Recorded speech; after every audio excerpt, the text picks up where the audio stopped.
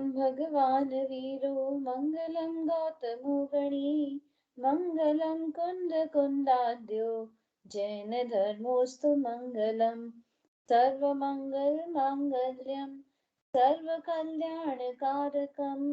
प्रधानं सर्वधर्माणां जैनं जयतु शासनं जैनं जयतु शासनं नमो अरिहन्ताणं नमो सिद्धाणं नमो आयर्याणं नमो वज्रायाणं नमो लोए सर्वसाहूणम्। चलिए, तो अब हमारा ये फर्स्ट चैप्टर चल रहा है नमोकार महामंत्र का। तो हमने पिछले बार जो जो देखा था उसको थोड़ा सा रिवाइज कर लेते हैं। तो सबसे पहले बताइए, लोए शब्द लास्ट में क्यों लिया? नंदिनी जी, आप तो नहीं थे ना शायद लास्ट क्लास में?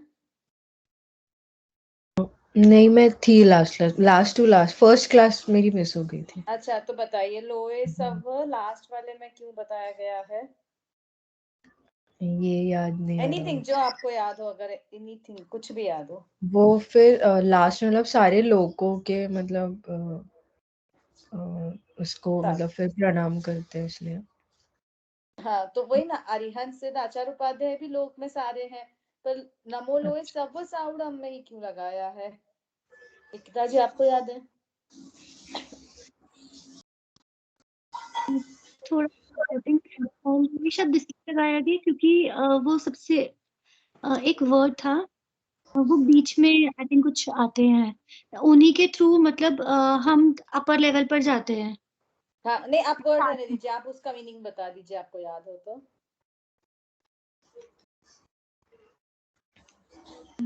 देखिए सिंपल है ना, मतलब बच्चे भी पूछते हैं हमसे कि नमो अरियंताणम नमो सिद्धाणम नमो आयर्याणम नमो वचरणम, तब ठीक है, नमो लोए सव साउडम, यहाँ लोए सव लगा दिया और ऊपर के में लगाया नहीं है।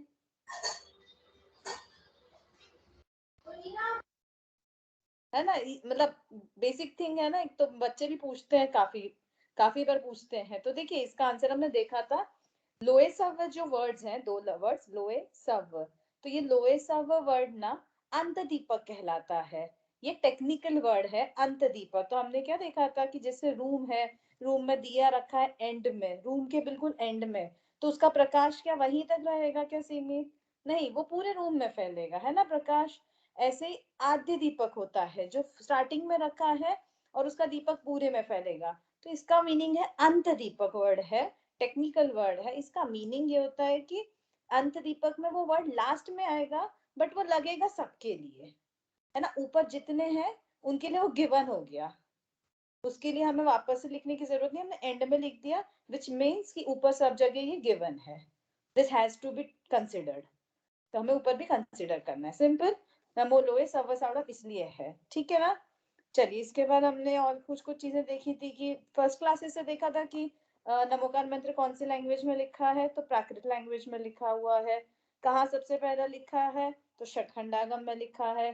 पिछली क्लास में हमने उसके नाम देखे थे, 4-5 अलग अलग नाम, बहुत सारे नाम हैं इसके, हमने 4-5 पे डिस्कशन किया था कि मूल मंत्र क्यों बोलते हैं उसे, तो क्योंकि वो रूट है ना, सारे मंत्र उसी से निकले हुए हैं, वो रूट है, तो मूल मंत्र हो गया। नमस्कार मंत्र हो गया, नमस्कार कर रहे हैं, पंच नमस्कार मंत्र। नमोकार मंत्र एक नाम है, अनादि निधन नाम है, कि वो अनादि से चला आ रहा है, कभी भी उसका नाश नहीं होगा। तो क्या नमोकार मंत्र का नाश नहीं होगा, तो फिर कैसे हम कह रहे हैं कि वो षटखंडागम में पहली बार लिखा हुआ था? बताइए नीलम भाभी,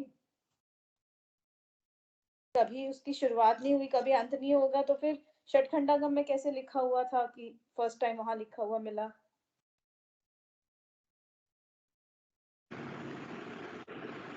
हो सकता है कि वो पहले से ही हो और इसको मतलब जैसा आपको आता अभी है, कोई नहीं, हम डिस्कशन करते हैं। अभी मतलब बताया गया हो, लेकिन ये हो सकता है कि पहले से ही हो। अच्छा, पर ऐसा बोलते हैं ना कि नमोकार मंत्र षटखंडागम में पुष्पदन भूतबली आचार्यों के द्वारा मंगलाचरण के रूप में लिखा है षटखंडागम में, तो उसके पहले फिर कैसे था ये तो बोल रहे हैं, कहाँ बोल रहे हैं कि एक पहली बार लिखा है इसमें, और फिर कह रहे हैं कि अनादि से चला आ रहा है। आप बताएंगे नंदिनी जी? निकिता जी वो आप मेरा भी सेम आंसर ही था वैसे, कि वो मतलब शायद पता तब मतलब ज्ञान में तब आया वैसे कुछ। ओके, तो बीच में ज्ञान में नहीं था, मतलब नमोकार मंत्र का बीच में लोप हो गया था, सॉर्ट ऑफ हम मान हाँ सकते। हाँ। ओके, निकिता जी आप बताएंगे। लिपिबद्ध ये षटखंडागम में हुआ है, लेकिन ये मतलब इन्फिनिटी टाइम से ये पहले से चल रहा है, बट इसको जो लिपिबद्ध किया गया या जो रिटर्न में लिखा गया वो इस टेन्योर में लिखा गया था। हाँ बराबर, मतलब हाफ बराबर है। और इसमें एडिशनल पॉइंट्स ये है कि इसका भाव अनादि से है। पांच परमेष्टियों को नमस्कार करना अनादि से है, पर ये जिस तरह से लिखा है कि यही लैंग्वेज में नमो अरिहंताणम, मेरा अरिहंत परमेष्टि को, अरिहंत भगवान को नमस्कार हो, ये लिखने का फॉर्मेट ये वाला अभी था, षटखंडागम में लिखा है। इसके पहले भावों से बिल्कुल था, भावों से, क्योंकि पांच परमेष्टि के अलावा कोई और पूज्य नहीं है हमारे लिए। पांच परमेष्टि ही पूज्य है हमारे लिए। हमने फर्स्ट क्लास में देखा था कि हमारे लिए पूजनीय कौन है, पांच परमेष्टि, उनके अलावा कोई पूजनीय हमारे लिए नहीं है। तो ये पांच परमेष्टियों को ये पूजा तो अनादि से चली आ रही है, इसमें कोई दो राय नहीं है कि हम ये पहले नहीं पूज रहे थे या बीच में गैप पड़ गया, इसमें ऐसा कुछ भी नहीं है, बिल्कुल भी नहीं है, ये अनादि से चला आ रहा है। ठीक है, क्लियर है।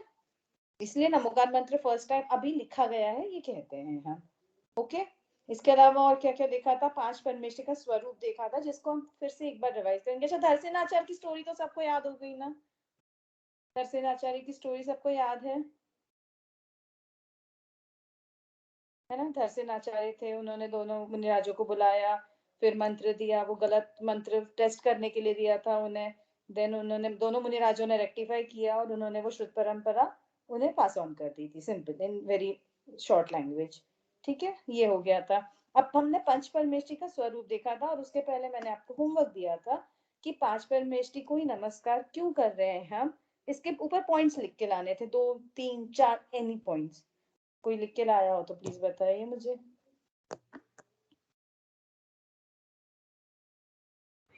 अ, अ, क्योंकि वो मतलब जो मतलब हमको जो क्वालिटीज हमको देखनी चाहिए, जैसे वो वीतरागी होते हैं,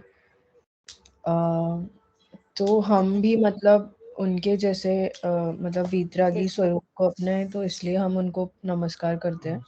बिल्कुल, हाँ। तो हम इस इंटेंशन से करते हैं ना नमस्कार, पक्का हम मंदिर में इस इंटेंशन से इन्हें नमस्कार करते हैं कि बस रोज का रूटीन निभाते हैं, या किसी डर से करते हैं कि नहीं करें तो नरक में ना चले जाए, या जैन कुल में पैदा हुए तो करना चाहिए तो कर लेते हैं। हाँ, मतलब हम कभी कभार शायद मतलब मिसलीड हो जाते हैं, मतलब हम कुछ मांग भी लेते हैं जो नहीं मांगना है, यस। या फिर हमको मतलब ये भी नहीं बोलना है, मतलब किसी अच्छा, भी तरीके से राग नहीं दिखाना है। हम मांग उनसे रहे जिनके पास कुछ नहीं है। हाँ। ना ना जिनके पास गाड़ी है, ना बंगला है, ना स्त्री है, ना कोई परिग्रह है, हम उनसे मांग रहे हैं कि आप हमें ये दे दो ना। तो हमें सोचना चाहिए how much right is it, कितना सही है ये एंड कितना गलत है। हम अपनी मान्यता, हम पर्सनल चॉइस पे छोड़ रहे हैं ये वाली बात को। हाँ भाभी बताइए, नीलम भाभी।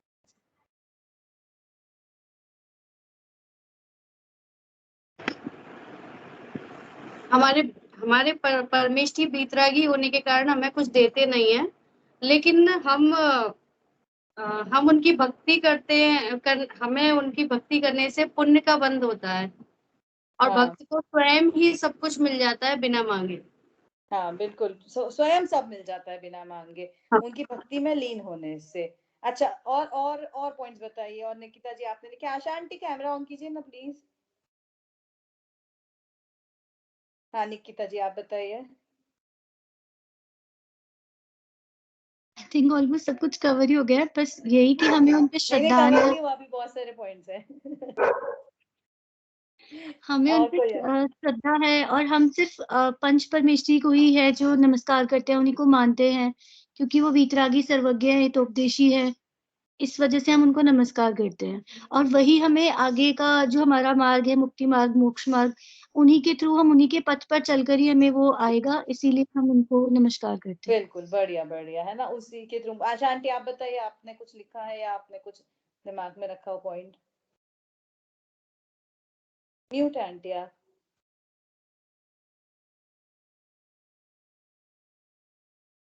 पंच परमेष्ठी की शरण में जाने की जब हम बात करते हैं तो शरण का मतलब होता है सहारा। तो जब संसार में हमें लगता है कि कोई सहारा नहीं है, तो जिनवाणी माँ हमें इंडिकेट करती है कि हमें पंच परमेष्ठी की शरण में जाना चाहिए। जो मार्ग उन्होंने बताया है और जिस मार्ग पर चलकर वो सिद्ध अवस्था तक पहुंचे हैं, उसी मार्ग पे अगर हम चलेंगे तो हम भी उसी अवस्था में पहुंचेंगे। बिल्कुल, यही निकिता जी ने जो अभी बोला कि मोक्ष का मार्ग बताया उन्होंने ही है, तो हम उनकी राह पर चलेंगे। तो मोक्ष, हमें मोक्ष क्यों चाहिए? अच्छा, मोक्ष क्यों? किसी ने देखा है क्या? सैंपल में देखा क्या मोक्ष? किसी को देखने मिला हो सैंपल में, या कोई एडवर्टाइजमेंट मिला हो मोक्ष का? तो क्यों चाहिए? तो ऐसा क्यों है कि मोक्ष चाहिए, मोक्ष चाहिए, ऐसा क्या है? परम सुख के लिए। उसके बाद कोई भी मतलब हमें किसी भी तरह का कोई दुख नहीं रह जाएगा, बार बार का जन्म मरण का चक्र खत्म हो जाएगा। राइट, और तो मतलब हम मान रहे हैं कि अभी हमें जो दिख रहा है वो तो दुख है ना? राइट, हम दुख में हैं, ये तो मान रहे हैं। हमें बच्चों को थोड़ा समझाना पड़ता है, पर हम बड़े हैं तो हमें समझ में आ जाता है कि हाँ भाई, हम दुखी हैं। कोई ऐसा नहीं है जो,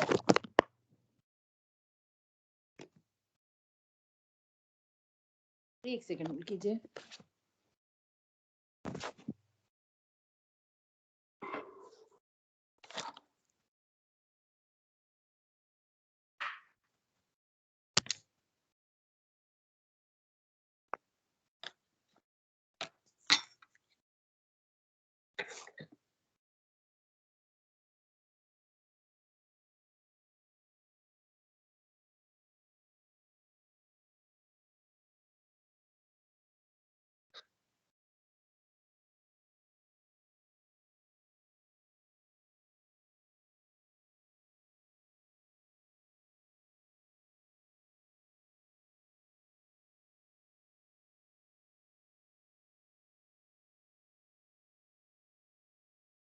सॉरी, मेरा आईपैड पलट गया। हाँ, तो हाँ, सुख चाहिए हमें। हम ये तो मान रहे हैं कि अभी जो है वो हमारे पास दुख है, दुख ही दुख है। हमें मतलब जो सुख लगता भी है वो भी सुख नहीं है एक्चुअल में, ये हमें दिखता है। तो मेन तो यही है कि हमें सुख चाहिए है, हम सुख के पीछे दौड़ रहे हैं, है ना? तो सुख, जो जो स्वयं सुख को प्राप्त कर चुके हैं, जो हमें दिख रहे हैं कि स्वयं सुख स्वरूप है, सुख रूप है, हम उनके पीछे दौड़ेंगे ना। वो हमारे आइडल है ना। जैसे बच्चों को एग्जाम्पल देखते हैं कि क्रिकेट सीखना है अगर आपको, तो आप अपने घर में पोस्टर्स लगाओगे सचिन तेंदुलकर के, विराट कोहली के, MS धोनी के। क्यों? क्योंकि वे आइडल है हमारे लिए। उन्हें देख देख कर हमें फील होगा कि हम भी अचीव कर सकते हैं और हमें उन जैसा बनना है।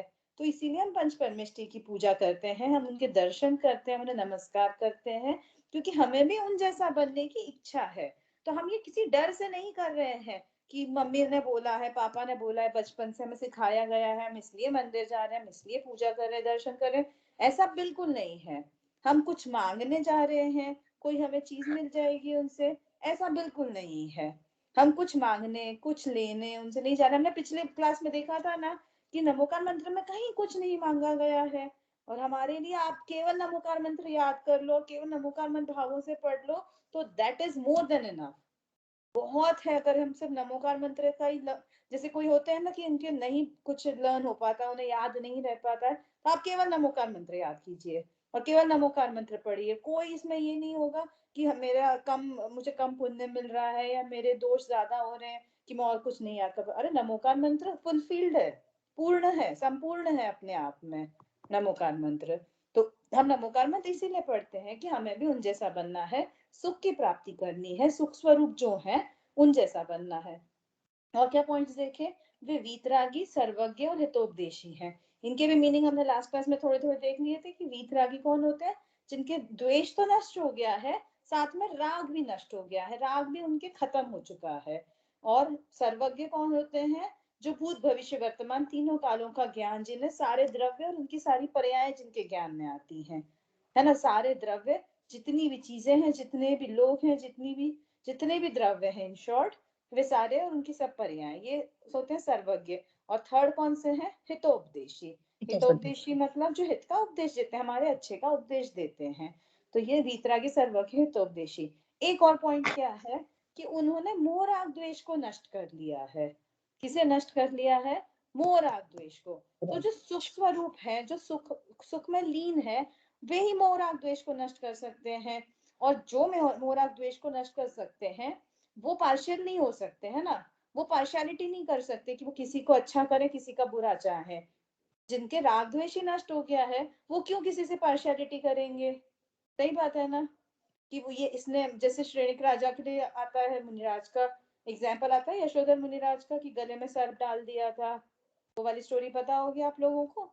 तो गले में उन्होंने सर्प डाल दिया था और उसके बाद में जब उन्होंने नमोस्तु किया तो जितना आशीर्वाद चेन्नई रानी को दिया उतना ही आशीर्वाद श्रेणिक राजा को दिया यशोधर मुनिराज ने, है ना। तो इक्वल आशीर्वाद मिला दोनों को। तो भगवान बिल्कुल पार्शियल नहीं होते। और वे मुनिराज पंचपरमेष्टि में आते हैं ना, वे साधु थे यशोधर मुनिराज, तो वे पंचपरमेष्टि में आते हैं। तो इसलिए हम नमस्कार करते हैं क्योंकि उनके मोह राग द्वेष नष्ट हो गया है, वे स्वयं सुख रूप है, स्वयं सुख की प्राप्ति कर चुके हैं और हम भी सुख की प्राप्ति चाहते हैं, है ना। जे त्रिभुवन में जीव अनंत, सुख चाहे दुख ते भयवंत, है ना। छैडाला की लाइन है कि जो जितने भी जीव हैं वे सब सुख चाहते हैं, दुख से डरते हैं। किसी भी जीव को देख लो आप, जैसे चींटी भी हो अगर, तो चींटी को भी ना अगर हम उंगली रख देते हैं बीच में तो तुरंत पलट के चली जाती है। उसे ये नहीं चाहिए होता है कि मेरा अरे ये भव नष्ट हो जाए, मेरा ये भव खत्म हो जाए, वो भी सुख की प्राप्ति चाह रही है। तो हर जीव सुख की प्राप्ति, सुख के पीछे ही दौड़ता है। तो इसलिए हम पंचपरमेष्टि को नमस्कार करते हैं। ये हमारा होमवर्क हो गया। अब हमने पंचपरमेष्टि का स्वरूप देखा था, अब हम पंचपरमेष्टि का एक बार स्वरूप देख लेते हैं। तो देखिए, पहला हमने देखा था अरिहंत भगवान होते हैं। नमो अरिहंताड़म, इसका अर्थ क्या है? मैं अरिहंतों को नमस्कार करता हूँ। कौन से अरिहंतों को? लोक के सभी अरिहंतों को। लास्ट वाला अंत दीपक लोहे सव सब में लगेगा। तो लोक के सभी अरिहंतों को नमस्कार करता हूँ। ये नमो अरिहंताड़म का मीनिंग है। हम बुक की पीडीएफ भी शेयर करेंगे, पर जब ये हो जाएगा ना एक्सप्लेनेशन, तो नेक्स्ट क्लास से पीडीएफ रीड करेंगे। तो क्या होगा, अब आप लोग का पूरा क्लियर हो गया, देन जस्ट हमें रीड करना होगा चैप्टर, एंड आपको जो भी उसमें कंफ्यूजन हो वो उस पर डिस्कशंस भी करेंगे, या जो एक्स्ट्रा पॉइंट्स हो। तो नमो अरिहंताड़म, मैं लोक के सभी अरहंतों को नमस्कार करती हूँ। नमो सिद्धाड़म, मैं लोक के सभी सिद्धों को नमस्कार करता हूँ अथवा करती हूँ। नमो आयरियाणम, मैं लोक के सभी आचार्यों को नमस्कार करता हूँ अथवा करती हूँ। नमो उवजायणम, मैं लोक के सभी उपाध्यायों को नमस्कार करता हूँ अथवा करती हूँ। और नमो लोए सव्व साहुड़म, मैं लोक के सभी साधुओं को नमस्कार करती हूँ अथवा करता हूँ। ठीक है, ये हो गया 5 नमोकार मंत्र का इजी मीनिंग। अब अरिहंत परमेष्टि सबसे पहले, तो कौन होते हैं अरिहंत परमेष्टि? कहाँ रहते हैं, कैसे होते हैं, बताइए।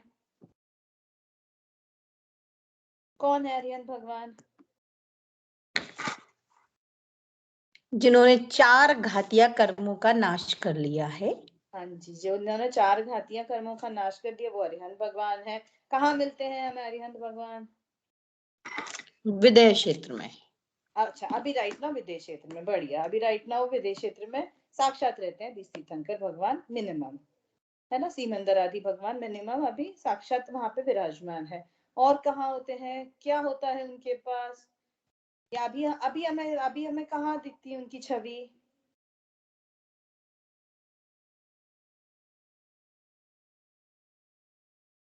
मंदिर में। यस, मंदिर में बिल्कुल। प्रतिमा में। मंदिर में जो हमारी प्रतिमा है वो अरिहंत भगवान की है, बिल्कुल सही। मंदिर में अभी मिलते हैं ना, अभी भी हमें अरिहंत भगवान कहाँ मिलते हैं? मंदिर में प्रतिमा के रूप में हमें अरिहंत भगवान की स्थापना वहां पे की हुई है। बढ़िया। और इसके अलावा विदेश क्षेत्र में मिलते हैं। और क्या होता है, और किससे सुशोभित होते हैं, यानी उनके अराउंड क्या होता है, क्या एक फेमस चीज है जो अरिहंत भगवान को डिफरेंशिएट करती है दूसरों से? समोशरण में रहते हैं। Yes, bingo, Samosharan. तो समोशरण से सुशोभित है। Samosharan is a very beautiful thing. अगर आपने इमेजेस देखी हो तो समोशरण आप देखेंगे। हमारे यहाँ बैंगलोर में मैं रहती हूँ, यहाँ बैंगलोर में पास में एक क्षेत्र बना हुआ है मंदारगिरी नाम से, वहाँ समोशरण ओपन में बहुत बड़ा समोशरण बनाया है। आप लोग कभी भी बैंगलोर आए या यहाँ गोमतेश्वर के दर्शन करने हैं तो जरूर मंदारगिरी के दर्शन करें। बहुत सुंदर समोशरण बनाया हुआ है। तो वो समोशरण होता है। समोशरण कैसा होता है? तो दिखने में बहुत सुंदर होता है। उसमें बीचों बीच में ऊपर अरिहंत भगवान बैठे होते हैं, साक्षात अरिहंत भगवान, प्रतिमा वाले नहीं, साक्षात अरिहंत भगवान बैठे होते हैं और चारों तरफ उनके 4 मुख होते हैं। उनका बॉडी एक ही तरफ होती है, east facing I think, as much as I remember, जितना मुझे याद है। बाकी तीनों दिशाओं में उनके अपने आप फेस बन जाते हैं, उनके अपने आप बॉडी ऐसे वहां पे एस्टैब्लिश हो जाती है देवों द्वारा। ये सारे देवों द्वारा होते हैं। और इसके अलावा वहां समोशरण में बहुत सारी चीजें होती है, 8 प्रातिहार होते हैं, 8 मंगल चिन्ह होते हैं, ये सब चीजें वहां पर दिखती हैं। और समोशरण आपने फोटोज में तो देखा होगा ना, समोशरण है ना, सबने फोटोज में देखा होगा, तो मुझे दिखाने की जरूरत नहीं है। हाँ, तो वैसा समोशरण होता है। और क्या होता है अरिहंत भगवान का? समोशरण में ऐसे कोठे बने होते हैं। हाँ, कोठे बने होते हैं, 12 कोठे होते हैं। 12 कोठे मतलब एक एक पार्टीशन होता है, एक सर्कल का पार्टीशन है। वो पार्टीशन में सारे अलग अलग जीव रहते हैं, कि एक में कोई देव रहते हैं, देवियां रहती है, फिर दूसरे जाति के देव, फिर मुनिराज एक कोठे में बैठते हैं, एक में आरिकाएं और श्राविकाएं बैठती है, एक में श्रावक बैठते हैं, एक में तिरंज भी होते हैं। वहां पर तिरंज यानी एनिमल्स, बर्ड्स, ये सब भी आके बैठते हैं समोशरण में, है ना। और अच्छा, जहां हम रहते हैं अभी, यहाँ समोशरण कभी हुआ होगा या कभी होगा क्या? पहले कभी तो हुआ होगा। हुआ होगा। मतलब पास्ट में। हाँ हाँ, मतलब वही पास्ट में हुआ होगा या आगे होगा फ्यूचर में। हाँ बिल्कुल हुआ होगा ना, विदेह क्षेत्र तो ऊपर है, नॉर्थ में है।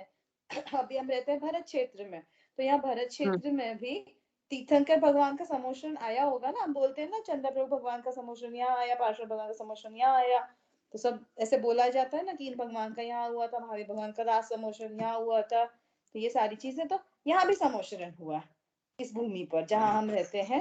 बस ये बरासों में आया था, क्या भाभी? बरासों में आया था महावीर भगवान का। हाँ वही, बहुत सारी जगह वो जहां जहां विहार कर रहे थे समोशरण तो आता है। बस ये कि इस भूमि पर नहीं आता, जो हमारा ग्राउंड है ना वहां नहीं होता है, 2000 सीढ़ियां ऊपर होता है समोशरण, इसी लेवल पे, इसी एरिया में, पर लेवल अप, ऐसा। तो ऐसा बहुत सुंदर सा समोशरण होता है जहाँ सब सारे जीव रहते हैं। अच्छा ये बताइए, समोशरण में कौन कौन से परमेष्टि होंगे, थोड़ा सा गेस करके बताइए। 5 परमेष्टि के नाम हमने देखे थे, अरिहंत परमेष्टि, सिद्ध परमेष्टि, आचार परमेष्टि, उपाध्याय परमेष्टि, साधु परमेष्टि। तो समोशरण में कौन कौन से परमेष्टि हो सकते हैं प्रेजेंट?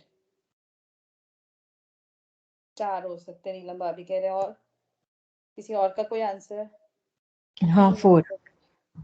4, ओके। आशा आंटी आप और बताइए, 4 या 3 या 2 या 1 या 5?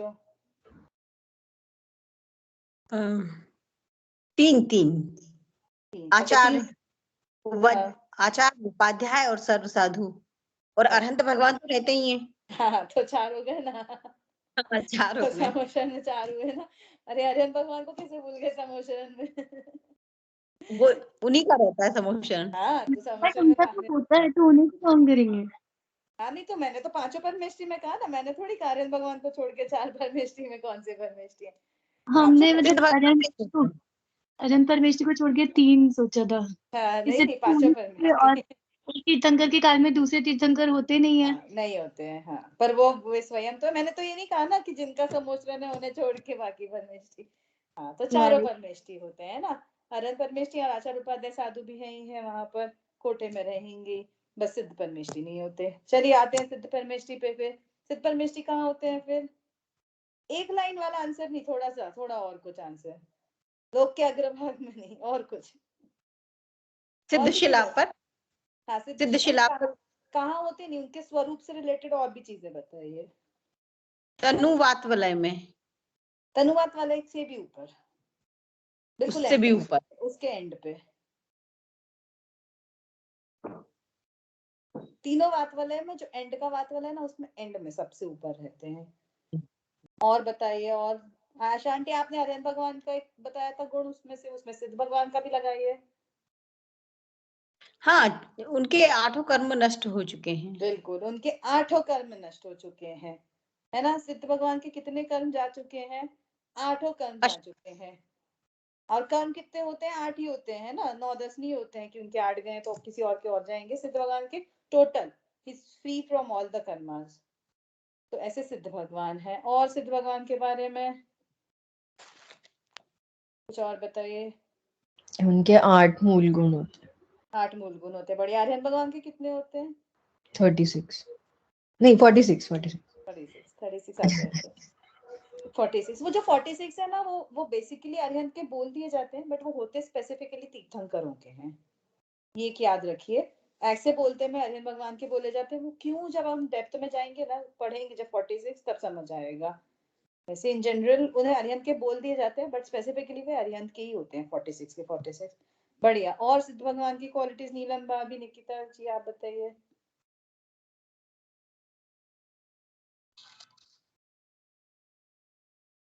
शरीर नहीं होता है, शरीर नहीं होता उनका।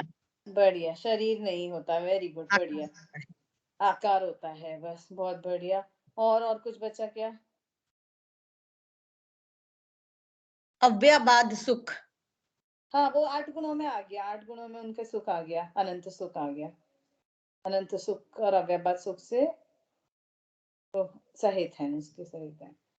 बढ़िया, ठीक है। ऐसे हमारे कौन से परमेष्टि हैं? सिद्ध परमेष्टि हैं। सिद्ध परमेष्टि के मूल गुण 8 ही और अरहंत भगवान के 46 है। ऐसा क्यों? कि ज्यादा है, इनके तो छोड़े से ही हैं।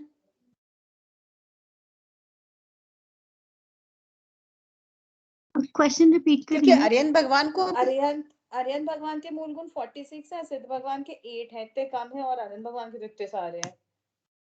वो मर्ज हो जाते हैं। आपने बताया था कि वो 8 उनके जो है वो सब कुछ मिलाकर ही हो जाते हैं, कंबाइन कर देते हैं। हाँ बिल्कुल। हम ऐसा नहीं बोल सकते ना कि 46 नंबर ज्यादा है तो क्वालिटी वाइज भी वो ज्यादा होगा, क्वांटिटी वाइज ही ज्यादा है। क्वालिटी वाइज तो 8 भी बहुत ज्यादा हो सकता है होने के लिए, तो ऐसा ही है। उनके 8 जो मूल गुण है वो 8 कर्मों के अपोजिट है, मैंने बताया था। 8 कर्मों के एग्जैक्टली अपोजिट 8 मूल गुण होते हैं उनके। तो जब 8 कर्म ही नष्ट हो गए हैं, 8 मूल गुण ही प्रकट हो गए, तो खत्म, और कुछ चाहिए ही नहीं है उन्हें।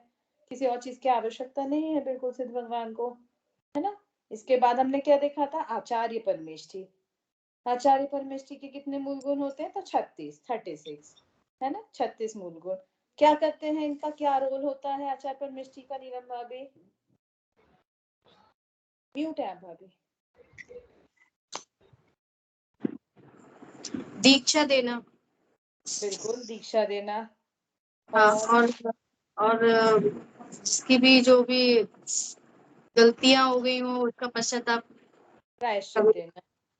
प्रायश्चित करना। बढ़िया। दीक्षा देना, प्रायश्चित देना। और एक पॉइंट और है क्या, कोई और बताएगा? शिक्षा संघ के नायक होते हैं। क्या? शिक्षा हाँ, शिक्षा देना, शिक्षा, दीक्षा, प्रायश्चित। आप क्या बोल रहे हैं गीता जी? ये संघ के नायक होते हैं। संघ के नायक होते हैं, बहुत बढ़िया। संघ के हेड होते हैं ना, ग्रुप के हेड हैं आचार्य परमेष्टि हमारे। और शिक्षा, दीक्षा, प्रायश्चित, ये तीनों चीजें देते हैं। किसको दीक्षा देते हैं? अच्छा, ऐसे कोई भी आ जाएगा बोलेगा मुझे वैराग्य आ रहा है, मुझे दीक्षा दे दो, तो ऐसा देते हैं क्या? किसी को आइडिया है?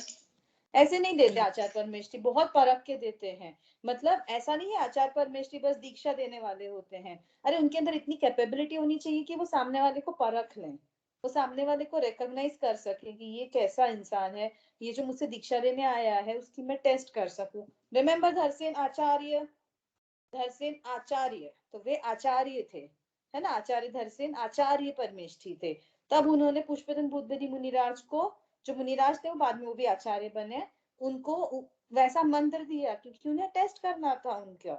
इसी तरह से ये आचार्य जो होते हैं दीक्षा देने के लिए टेस्ट करके दीक्षा देते हैं, ऐसे ही नहीं दे देते कि कोई मांगने आ जाए दीक्षा दे। तो ऐसा हो तो फिर कितने मुनिराज बनते जाए, कोई निभा पा रहा है, नहीं निभा पा रहा, उसकी कितनी क्षमता है, उसकी कितनी ताकत है, ये सब परख कर ही वे दीक्षा शिक्षा देते हैं। प्रायश्चित भी वो ऐसा नहीं है कि दो हमने पढ़ा था अभी बीच में, ग्रंथ का नाम नहीं याद आ रहा मुझे, कि दो अगर के मुनिराज है मान लीजिए, और दो मुनिराज या दो श्रावक हैं, और दोनों ने सेम अपराध हुआ, दोनों से सेम गलती हुई है, तब भी वे दोनों को ना आचार्य परमेष्टि अलग अलग प्रायश्चित देंगे। उनकी सारी चीजें को नोट डाउन करके कि ये इसने किस टाइम पे किया, इसका इसकी क्या सिचुएशन रही होगी, इसकी एज कितनी है, इसने क्या किया होगा, क्या क्या उसके पीछे स्टोरी रही होगी, एवरीथिंग। तो ऐसे ही प्रायश्चित नहीं दे देते हैं, पूरा परख कर, पूरा देख कर, देखभाल कर ही वो प्रायश्चित देते हैं। इसलिए बहुत बड़ी रिस्पॉन्सिबिलिटी है आचार्य परमेष्टि की। अच्छा, एक और पॉइंट देखा था आचार्य परमेष्टि का, संलेखना या समाधि मरण से रिलेटेड।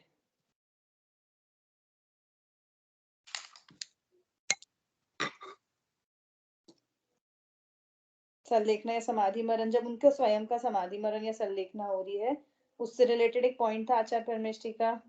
वो अपना पद किसी और को दे देते हैं। यस, आचार्य पद के साथ वो संलेखना नहीं लेते हैं, कदापि नहीं ले सकते, क्योंकि इतनी रिस्पॉन्सिबिलिटी के साथ संलेखना कैसे लेंगे?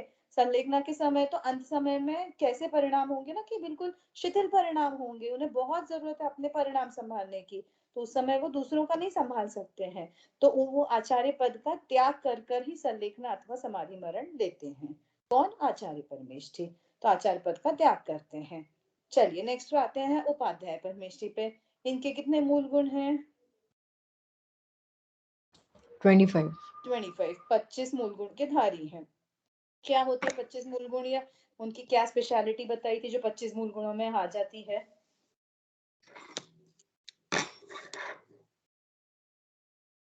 किसके किसके पाठी होते हैं उपाध्याय परमेष्ठी?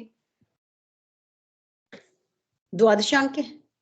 बिल्कुल, बढ़िया, द्वादशांक के पाठी होते हैं, है ना। द्वादशांक क्या होता है? ये हमने देखा था कि पूरी जिनवानी इसमें समाहित हो जाती है द्वादशांक में। 11 अंक और 14 पूर्व। 11 अंक, देखिए 12 अंक बताए ना, द्वादशांक मतलब 12 अंक। 12 अंक में से 11 अंक को अलग रख लीजिए, 11 अंक, और जो 12वां अंक है ना, उसी के 14 पार्ट्स होते हैं जिन्हें 14 पूर्व बोलते हैं। तो 11 अंक और 14 पूर्व के पाठी होते हैं। पाठी होते हैं मतलब नॉट नेसेसरी क्यों ना बाय हार्ट हो एवरीथिंग, पर पढ़ा हुआ है, एक ना एक बार उन्होंने पढ़ा हुआ है पूरा। क्योंकि अपने साथ होता है ना, अपन कितने ग्रंथ पढ़ लेते हैं तो अपन बोलते हैं हमने पढ़ लिया है, पर हमें रटा नहीं है, हो सकता है भूल जाए उसमें से चीजें, वे भी भूल सकते हैं, पर उन्होंने पढ़ा है। पाठी इसलिए बोलते हैं पाठी है। उपाध्याय परमेष्ठी 11 अंक और 14 पूर्व के पाठी हैं, एक ना एक बार उन्होंने जीवन काल में वो पढ़ा होगा। ठीक है, उपाध्याय परमेष्ठी। आज के काल में उपाध्याय परमेष्ठी की किसी को पदवी मिलती है क्या? क्या आप बताए थे इस बारे में? जिन्हें बहुत ज्ञान हो, जिन्हें जिनवानी का बहुत ज्ञान हो, मतलब बहुत जिनवानियां पढ़ ली हो उन्होंने, उनको दे देते हैं कदाचित उपाधि, वरना एक्चुअल में नमो वज्राणम में जो उपाध्याय परमेष्ठी है वो तो वही है 11 अंग और 14 पूर्व के पाठी। ठीक है, 11 अंग और 14 पूर्व के पाठी। ओके, ये हो गए उपाध्याय परमेष्ठी। अब लास्ट बचे हमारे साधु परमेष्ठी। इनके कितने मूल गुण हैं? 28। 28 मूल गुण है, बढ़िया, 28 मूल गुण है साधु परमेष्ठी के। कौन होते हैं साधु परमेष्ठी? जिन्होंने गृहस्थपना त्याग कर वन में जाकर मुनि धर्म दीक्षा अंगीकार करके धर्म अंगीकार किया बिल्कुल, है। 5 परमेष्ठी के चैप्टर में ये आएगा डेफिनेशन, ये तो बिल्कुल डेफिनेशन है बुक वाली। हाँ, तो उपाध्याय साधु परमेष्ठी होते हैं हमारे जो मुनिराज है। इनके लिए लाइन आती है जो ज्ञान ध्यान तप में लीन है। ज्ञान ध्यान तप में लीन है, ज्ञान अर्जन कर। और अच्छा, उपाध्याय परमेष्ठी का रह गया, उपाध्याय परमेष्ठी कौन होते हैं? जो स्वयं पढ़ते हैं और दूसरों को पढ़ाते हैं, ये भी पढ़ा था, है ना। उपाध्याय परमेष्ठी जो स्वयं पढ़ते हैं और दूसरों को पढ़ाते हैं। साधु परमेष्ठी जो ज्ञान ध्यान तप में लीन है, मतलब ज्ञान अपना स्वयं का कर रहे हैं, ज्ञान ध्यान में लीन है, ध्यान कर रहे हैं निरंतर। किसका ध्यान कर रहे हैं? किसी पेड़ का, किसी ये ब्रीदिंग का, हमारी जो ब्रीदिंग होती है इसका ध्यान कर रहे हैं। किसका ध्यान कर रहे हैं? आत्मा का ध्यान। आत्मा का ध्यान कर रहे हैं, बिल्कुल बढ़िया। अपनी किसकी? दूसरे की आत्मा नहीं, अपनी आत्मा का ध्यान कर रहे हैं, है ना। तो आत्मा का ध्यान कर रहे हैं, ज्ञान ध्यान और तप में लीन है, निरंतर तप कर रहे हैं, उपवास व्रत आदि में लगे हुए हैं। वे कौन है? साधु परमेष्ठी हैं, है ना। आज के काल में, पंचम काल में, इनमें से कितने परमेष्ठी हो सकते हैं? तो इनमें से अभी यहाँ जहां हम रह रहे हैं ना, विदेश क्षेत्र में तो है आर्यन भगवान भी, पर जहां हम रह रहे हैं वहां पर आचार्य उपाध्याय साधु, ये 3 ही परमेष्ठी हो सकते हैं अभी, है ना। ऐसा हमने पंच परमेष्ठी का स्वरूप जाना था। किसी को कोई डाउट है पंच परमेष्ठी के स्वरूप में? क्लियर है पंच परमेष्ठी का स्वरूप? आगे बढ़े क्या? ठीक है। अच्छा, अब नेक्स्ट ना हम नमोकार मंत्र का उच्चारण करेंगे। एक बार आप देखिए, मैं पढ़ती हूँ, उसके बाद आप सबसे बुलवाऊंगी, आप सब एक बार करिए, तो देखते हैं सब मतलब राइट है ना, क्लियर है ना, कहीं कुछ कंफ्यूजन तो नहीं है। ठीक है, तो देखिए, नमो अरिहंताणम, नमो सिद्धाणम, नमो आयरियाणम, नमो वज्रायाणं नमो लोए सवसाहूणम्। चलिए आप लोग भी करिए, नंदिनी जी करिए, आप ऊपर है मेरी स्क्रीन से पैरेलल। अच्छा। नमो अरिहंताणं नमो सिद्धाणं नमो आयरियाणं नमो वज्रायाणं नमो लोए सवसाहुणम्। बढ़िया। कोई बताएगा कोई मिस्टेक या कुछ हुई हो तो? नहीं, क्लियर है? मुझे न सुनाई दिया वैसे, सब ने न आपने बोला होगा, मे बी न बोला था, न बोला था। नहीं बोला था। हाँ तो मुझे न होता है, हम न हाँ बोलते हैं, ये न न न अच्छा हाँ न ही है ना, बोला था। आपने न बोला था इसलिए, अच्छा क्योंकि अच्छा ये सबसे कॉमन मिस्टेक है, क्योंकि श्वेतांबरों में नमो अरिहंताणम है, हमारे में णमो अरिहंताणम है। अच्छा न एंड ण, ये दो डिफरेंस है, न ण, है ना। तो णमो अरिहंताणम और नमो आयरियाणम में मुझे कुछ लगा था, एक बार बोलिए। नमो आयरियाणम। आड़म नहीं, याड़म। नमो आयरी याड़म। अच्छा नमो आयरियाणम। एक सेकंड, मैं खुद कंफ्यूज हो गई अब बोलते बोलते। एक सेकंड।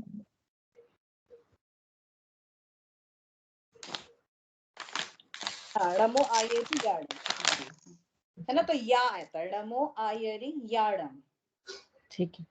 ठीक है। और कई जगह आपको आ यरी भी दिखेगा, आ इरी भी दिखेगा, दोनों ठीक है, प्राकृत के इरी हिसाब से अलग अलग आचार्यों ने अलग अलग जगह लिखा है। वैसे जो आचार्य का वो होता है, प्राकृत ट्रांसलेशन होता है, वो आ यरी ही होता है, य आयरी। य पर कई पुस्तकों में आ इरी भी दिख जाता है, तो वो गलत नहीं है, पर मोर एक्यूरेट आयरी है।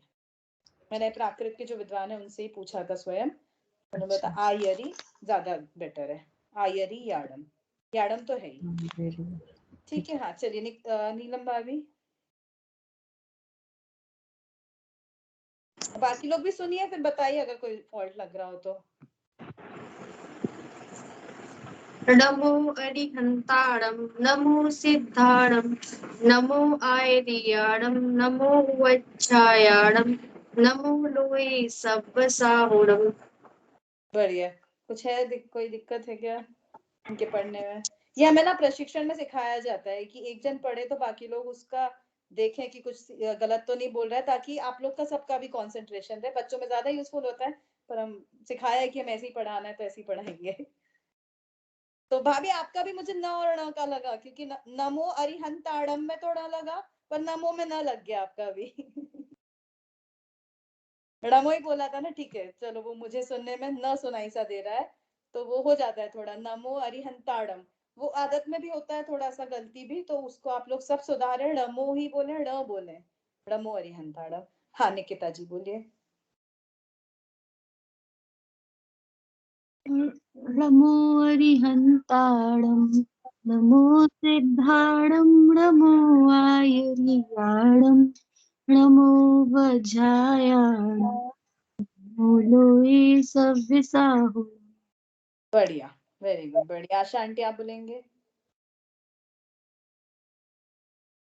नमो अरिहंताणं नमो सिद्धाणं नमो आयर्याणं नमो वज्रायाणं नमो लोए सव्वसाहुणम्। बढ़िया, वेरी गुड, बढ़िया। लास्ट तक आते आते सब क्लियर हो गया सबका, है ना। तो मेन हमें ण पे ध्यान देना है, न नहीं णमो बोलना है ना। ये नमोकार मंत्र हमारा यहाँ पर पूरा हो गया। पांच परमेष्टि का स्वरूप हो गया नमोकार मंत्र के चैप्टर में। किसी को और कोई डिस्कशन करना हो, कोई क्वेरी हो, कैसे पढ़ना, क्या पढ़ना, कब पढ़ना, तो आप पूछ सकते हैं। हाँ निकिता जी, आप कुछ बोल रहे हैं क्या?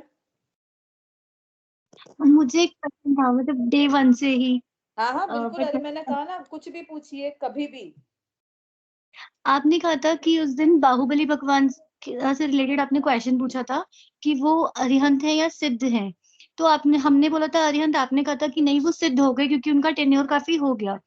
तो ये हमें पता कैसे चलता है कि वो सिद्ध हो गए या अरिहंत है? क्योंकि जब बाहुबली हुए तो मतलब उनके आसपास ही भरत भगवान भी हुए, तो फिर वो भी सिद्ध है क्या? बिल्कुल, महावीर भगवान ने अपनी वाणी में बताया बेसिकली। देखिए हमारे पास जितनी जिनवाणियां अभी हैं, वो सारी कहाँ से आई हैं? तो महावीर भगवान से आई हैं। हम बोलते हैं ना शासन नायक महावीर भगवान, तो यानी हमारे जो शासन चल रहा है ये महावीर भगवान का चल रहा है। तो अभी हमें महावीर भगवान से पास ऑन होके धसेनाचर वो याचर पुष्पन भूत बदी ये सारे श्रुत केवली केवली सब बीच में आ गए। मतलब महावीर भगवान के बाद 3 केवली, फिर 5 श्रुत केवली, 5वें श्रुत केवली भद्रभाव, जो भद्रभाव आचार्य हुए यहाँ पर साउथ में, वो आ गए थे, अकाल पड़ा था, वो सारी स्टोरी है। ये सारे पास ऑन हो गया। तो मूल कहाँ से चला? महावीर भगवान से।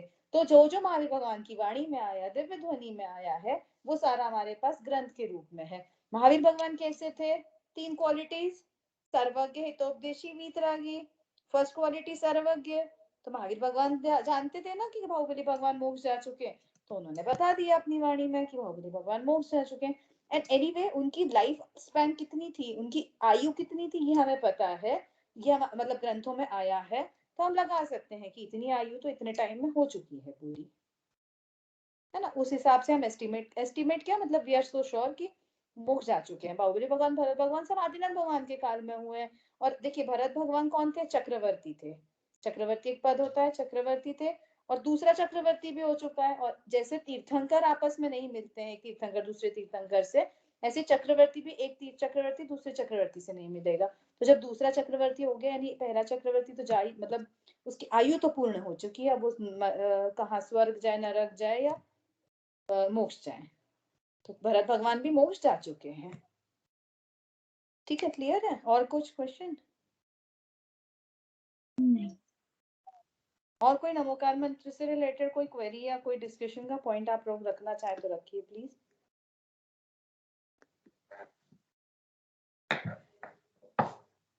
नहीं है कोई पॉइंट?